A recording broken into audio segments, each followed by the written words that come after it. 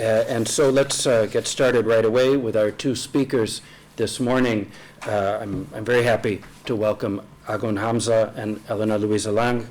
And let me just first present Agon briefly, and then we'll pass to the second speaker. Agon Hamza has a PhD in philosophy, and he's the author of Reading Marx, which was published by Polity in 2018 with Frank Ruda and Slavoj Žižek. Also of Althusser and Pasolini, Philosophy, Marxism, and Film, From Myth to Symptom, The Case of Kosovo. And also, he's the editor of Althusser and Theology, Religion, Politics, and Philosophy, which came out with Brill in 2016. Also, Repeating Žižek, and with Frank Ruda, Slavoj Žižek and Dialectical Materialism. He's the founder and co-editor with Frank Ruda of the international philosophy journal Crisis and Critique. And today Agon is going to be speaking on the tickling object of Žižek's dialectical materialism. And let me just add that we had a number of readings as well. I hope that some of you have had a chance to glance at some of those that the speakers contributed alongside their talks, to complement their talks, and we may be referring to those through the day as well. And if anyone has any questions about accessing those readings, they're on a Google Drive online, and so we can help you get to those if you haven't seen them already. Great. So, Agon, please. Welcome, wherever you like. You want to speak? Stay there. Yeah. Okay. All right, thank you very much. It's great to be here. This paper will deal with one topic in one general implication: the rehabilitation and rethinking the tenets of the dialectical materialism in the work of Slavoj Žižek. I will discuss a certain aspect of his attempts to revive dialectic, and with it, the dialectical materialism. We know already from Hegel that dialectic is among the sciences which have been misunderstood mostly throughout its history, from ancient to modern alike, including the metaphysics of the modern as well as what he calls popular philosophy in general. The point here is not to set the record straight in the sense of which thinking is worth of being called dialectical, but following Hegel, to regard the infinite importance that dialectic is once more being recognized as necessary to reason. And this could be said to be the underlying premise of discussing or thinking Žižek's dialectic. We are already well informed about the three sources and three component parts of his philosophical system, which functions as a Borromean knot. Or as he puts it in one of his early books, his thinking is, I quote, is molded by three centers of gravity: Hegelian dialectic, Lacanian psychoanalytic theory, and contemporary criticism of ideology. These three circles form a knot. Each of them connects the other two. The place that they all encircle. The symptom in their midst is, of course, the author's, and as the author's hopes, also the reader's position. The end of quote. Although in his recent writings, in this triad Hegel occupies the privileged position, Žižek's Borromean knot is of equal importance. In other words, his project does not exist if one excludes one of the thinkers from his totality. But this doesn't mean that his philosophical thinking is a synthesis of this tradition. On the contrary, as we know, the Borromean knot consists on three topological circles, which are interdependent of one another, and thus removing one of the circles destroys the whole. In Žižek's thinking, the underlying, or rather unifying dimension of the knot is dialectic. At the conclusion of the introduction of the sublime object of ideology, he writes, I quote, "The only way to save Hegel is through Lacan. And this Lacanian reading of Hegel and the Hegelian heritage opens up a new approach to ideology, allowing us to grasp contemporary ideological phenomena without falling prey to any kind of postmodernist trap, such as the illusion that we live in a post-ideological condition." The end of quote. From his parallax view onwards, he sets out to explicitly rethink the tenets of dialectical materialism.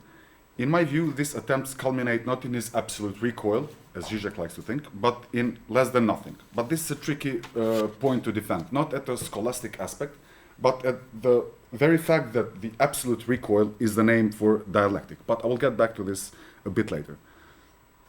Albeit being recognized as necessary to reason, Žižek declares dialectical materialism to be in retreat. In this very strict sense, the contemporary crisis of Marxism is not a result of its socio-political defeats in the last decade of the previous century. Philosophically, the crisis should be attributed to the decline or practically virtual disappearance of dialectical materialism as the philosophical underpinning of Marxism. In the previous century, in Marxist philosophy, the question of dialectical materialism and its method was at the forefront of philosophical discussions. In France, but not only there, this debate took the form of discussing the non or relation between Marx's materialism and Hegel's dialectic. Louis Althusser was the most ardent defender of a thesis which declares Marx's understanding of society and history to be thoroughly different from Hegel's dialectical method, which, in his understanding, was stuck in idealist metaphysics and teleological view of society. According to this view, that is, from the perspective of Marxist understanding of Hegel's system, as a result of dialectical process which swallows everything and culminates in rationalizing the present. This stems from the Hegel rather infamous formula: what is rational is actual, and what is actual is rational. This already scandalous sentence becomes even more monstrous in the English translation, which is rendered as what is rational is actual, and what is actual is rational. The German term for actual is wirklich, if I'm pronouncing it well, whose specific connotations derives from its root to the verb to act, which makes it clear that actuality is not merely a passive, a naturally given. Another important point should be noted here. Hegel starts this statement by saying that what is rational is actual, and not the other way around, as it's predominantly understood or even misquoted by Engels. The difference is not semantic. He puts forward the actuality of the rational, which means that what is rational has in itself the power to actualize itself. It has the potential to turn from potential into actuality. And he doesn't put forward the primacy of rationality in the actuality. This is nothing but a corollary of the former. Actually is that whose essence and existence concur, or as he puts it in the Science of Logic, I quote, actuality is the unity of essence and concrete experience. In it, shapeless essence and unstable appearance, or subsistence without determination and manifoldness without permanence, have their truth. The end of quote. For this reason, actuality is rational. Hegel's dialectical process is not a closed process. It doesn't end up in all reconciliation of all antagonisms. On the contrary, the properly Hegelian reconciliation is not a peaceful state of mind in which all tensions are sublated or mediated, but a reconciliation with the irreducible excess of negativity itself. This is why for Hegel, reconciliation is not the situation in which all antagonisms are diminished, because antagonisms and contradictions are already part of the reconciliation. One good example from his work is the scandalous necessity of war. This necessity is not only the way to assert universality again and again against all form of organization of life, but ultimately it is a crucial argument that the reconciliation itself is not possible, that the social organic state is not reachable precisely due to the force of negativity.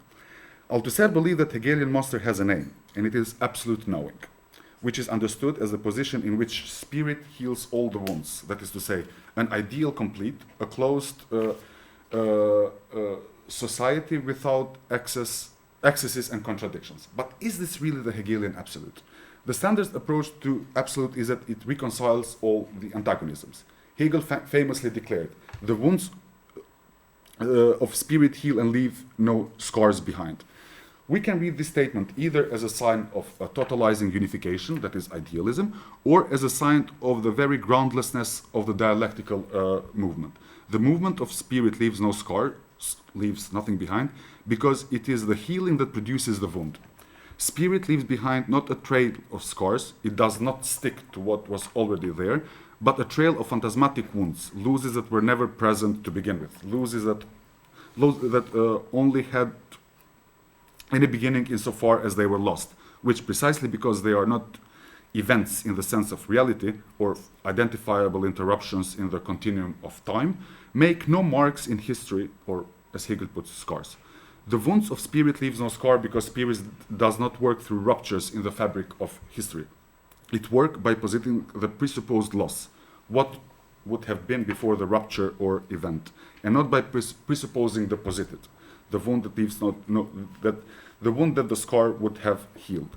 This strange process, which we only lose what we never had, allows us to get to the most difficult point in Hegelian thinking, and hence the actual reason why it is a thought so prone to misreading. If the proof of contingency is the lack of marks, then there are no marks of contingency. In this sense, teleological determinism is indistinguishable from historical contingency. If there are only retroactive events demarcated by what we lost after them, but never directly had access to before them, then there is no transcendental structure to guarantee not only that an event has taken place, but there are events in the Hegelian system to begin with. To formulate this in dense but nonetheless coherent terms, I hope, it would be the proof of contingency is the very appearance of necessity, the illusion that the one, totality, the very lack of the mark of the multiple without totalization. The Hegelian history is the history of the impossible, later defined by Lacan as that which does not cease to write itself, just as the logic of Hegelian spirit, which does not cease to leave a scar behind. Let's move to another dimension of this. In the preface to the Philosophy of Right, Hegel writes about recognizing the reason. This condensed sentence, I think, is worth quoting. I quote, "To recognize reason as the rose in the cross of the present, and thereby to delight in the present, this rational insight is the reconciliation with actuality which philosophy grants to those who have received the inner call to comprehend, to preserve their subjective freedom in the real of the substantial, and at the same time to stand with their subjective freedom not in a particular and contingent situation, but in what has being in and for itself." At the end of quote. The rose in the cross of the present is Hegel's reference to Luther, not only in the criticizing the position of the beautiful soul as the operation of inactive, but to recognize the present as the only domain where freedom can be realized. The Christian, or more precisely, Protestant dimension of Hegel's thinking is present here. Luther's emblem was the cross with rose circling it, which was conceptualized by Hegel as the reason apprehended as the rose in the cross of the present. The point being is that we have to participate in the brutality of the actual as a place of actual freedom. So to move from this to Žižek, who himself declared that his work should be understood as an exercise in and not in dialectical materialism, means that dialectical materialism is not a topic, but it is practiced in the work itself. In traditional understanding, dialectic is conceived of either as a method or as a system approach, which is criticized by Frederick Jameson as well. However, this is not the case with Žižek. For him, putting dialectical materialism to work is interpenetrated with it as an object. In other words, there is no distinction between the method and the object. They are mediated. I think this is where he at one point differentiated himself from the method of Althusser's understanding of dialectical materialism in his early work. This means that the method appears within what it studies as an object, and the object is nothing other than a distortion, a particular logic which spells out the method. In doing so, Žižek's solution is the elevation of Hegel's speculative notion of absolute recoil into a universal principle of ontological import. Drawing on traditions that I have already mentioned, he maintains that dialectical materialism is the only true philosophical inheritor, or what Hegel designates as the speculative attitude of the thoughts towards objectivity. This is the core of Žižek's argument. Dialectical materialism concerns the most radical attempt to ground subjectivity qua subjectivity into objectivity, not merely to find the hidden objective reality of thought, but uses Lacan and Hegel to ground subjectivity in its negative character in the real. Absolute recoil is a term Hegel uses twice in his Science of Logic, through which he philosophizes about the speculative coincidence of opposites in the movement by which a thing emerges out of its own loss. Since I mentioned Lutheran foundations of Hegelian philosophy, and after all, Hegel himself claims somewhere that the whole of modern European philosophy is Luther in a form of thought, let me elaborate this by the example of Judeo-Christian tradition. What absolute recoil means is that a logic of reflection, there is nothing before the loss. That is to say that becoming is essence. Its reflective movement is the movement of nothing to nothing, and so back to itself. Hegel distinguishes between three forms of absolute reflection: positing reflection, external reflections, and determining reflection. This triad is fundamental dialectical matrix of his philosophy. The pagan universe should be taken as a positing reflection, whose inner harmony is cut off or disturbed by the emergence of Judaism as an external reflection, where God has the status of the transcendental. The determinate reflection is Christianity, in which God is not alien to man, but becomes man, as Chesterton would put it, with the figure of Jesus Christ. Another example of this dialectical matrix is the constitution or formation of nations as a process of reviving or returning to their lost roots. As Žižek writes, it is an inconsistent mess, first phase, the starting point, which is negated. And through the negation, the origin is projected or posited backwards, so that a tension is created between the present and the lost origin, second phase. In the third phase, the origin is perceived as inaccessible, relativized. We are all in external reflection, that is, our reflection is external to the posited origin, which is experienced as a transcendent presupposition. In the fourth phase of absolute reflection, our external reflexive movement is transposed back into the origin itself, as it is own self-withdrawal of or decentering. End of quote.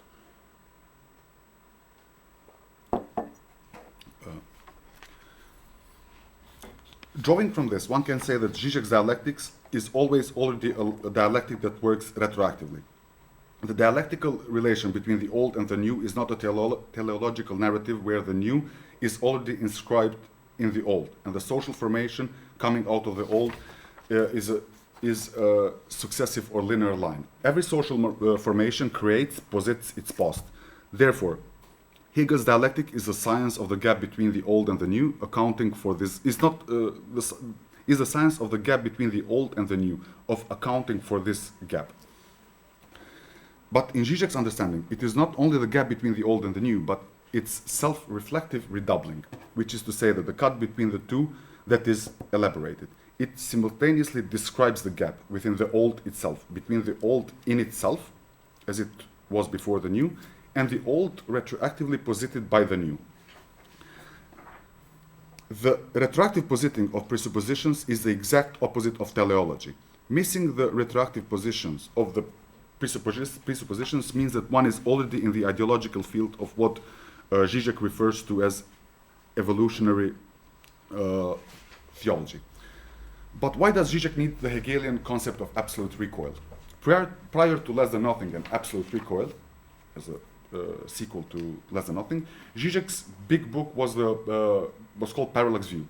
According to him, a parallax, a concept which he borrowed from Japanese philosopher Kojin Karatani, is, I quote, the apparent displacement of an object, the shift of its position against a background, caused by a change in observational position that provides a new line of sight. However, a Hegelian twist to it can be added that, according to Žižek, is that the observed difference is not simply subjective, due to the fact that the same object which exists out there is seen from two different stances, points of view. In this regard, the concept of absolute recoil is Hegel's term for what Žižek used as a parallax, the withdrawal that creates the object it withdraws from. This is the definition of the parallax in the parallax view, I believe. In other words, it is Žižek's way of not having a Hegelianism that depends on a Kantian concept, since parallax is a Kantian idea. Therefore, I think that his absolute recoil, the book, more than just a sequel to Less Than Nothing, is also an essential move to break away with Kantian remnants, if I may use this term, of his Hegelianism. But back to Althusser, who against Hegel's concept of ground, which he understood as the totality of relations, elaborated the concept of situations structured in domination. Structural causality is Althusser's most important endeavor to overcome Hegelian dialectics, at least in the phase of for Marx and reading Capital. But the question is whether he really succeeded in doing so. Through the concept of structural causality, Althusser opposed conventional conception of causality that is linear and expressive. He employs this concept in order to mark or designate Marx's specific understanding of social totality, dialectics, and contradiction. Althusser's claim is that Hegelian dialectic cannot be separated from his philosophical system, which is in its core idealist. The radical difference between Marx and Hegel's dialectic, according to him, I quote, must be manifested in its essence, that is, in its characteristic determinations and structures, end of quote. To summarize this, one needs to say that, again Althusser, basic structures of the Hegelian dialectic, such as negation, the negation of the negation, the identity of opposite, supersession of Hegel, the transformation of quantity into quality, contradiction, etc., have for Marx, insofar as he takes them over, and he takes them over by no means all of them, a structure different from the structure they have for Hegel, the end of quote. I'm sorry, how many minutes do I have? 5 minutes. Oh, okay. Oof. A little 6, 7. Okay. In this metaphysical understanding of time, stretching it. Departing from the distinction between Hegel and Marx's dialectics, Althusser elaborates further on the relation between the structure and its elements. For Althusser, the linear causality is associated with Descartes, whereas the expressive is one adopted and employed by Hegel. Therefore, he introduces the concept of structural causality as one that analyzes the effect of the whole on the parts. He argues that through his concept we can understand that this concept is in fact, quote, premised on the absolute condition that the whole is not conceived as structure, the end of quote. In this regard, the concept of structural causality overcomes the limits of the other two concepts. Analyzed from the perspective of structural causality, elements of the social whole are not extrinsic to the structural whole, nor do they exist as a manifestation of the immanent basis of the structure. The relation between the elements and the structure is complementary in the sense that later determines the elements of the whole. But here, Beatrice Longinez, in her great book, but nonetheless epistemological reading of Hegel, questions this precisely by the three forms of reflection in Hegel's logic. And Žižek then takes this over. So practically, Althusser did what, in their view, and I agree with them, what was already there in Hegel. So he was fighting Hegel with his own means. Okay, so I have 5 minutes. And to conclude, from this, I want to draw a few theses on Žižek's dialectical materialism based on a preliminary reading of his forthcoming Sex and the Failed of Absolute. It should come out next week, if I'm not mistaken. So I'm going to do this in a form of condensed thesis. Dialectical materialism is the philosophy of surfaces. That is to say, for dialectical materialism, the depth is only an effect of the convoluted surface. Dialectical materialism consists on reversing the well-known motto used by, among others, Hegel and Marx, hit rodus, hit salta, if I'm pronouncing it well, into an acting in the way that our in or activity does not rely on any figure of the big other as its ontological guarantee or support. Dialectical materialism declares as nothing more foreign to it than the idea of or the vision of reality as a progressive evolution of the lowest to the highest form. And here he's, I think, criticizing not only Stalin, but all the attempts in the previous century dialectical materialism exercise. Hegel's example, which Žižek uses time and again, comes from his phenomenology section in the phenomenology of spirit. Spirit is a bone, which he takes a phallic example to illustrate this.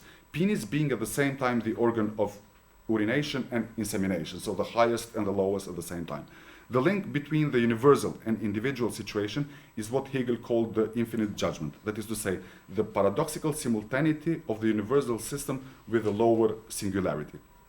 Every reality is the conjunction of speculative identity of the highest and the lowest. In my reading, this is what dialectical materialism, in one sense, means for Žižek.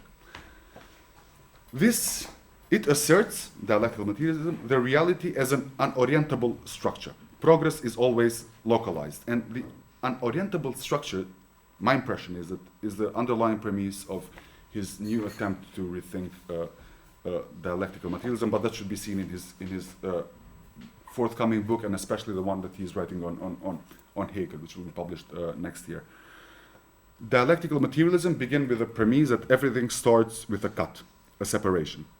To get to the truth, one has to start from an isolated position. That is to say, one has to cut, isolate, and separate a key feature, and only then view the whole from that standpoint.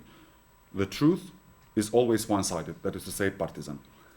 Dialectical materialism doesn't see or conceive antagonism as opposition, but understand antagonism as a constitutive contradiction of every entity with itself. In this sense, there is no peace, no even in the void. I thank you very much.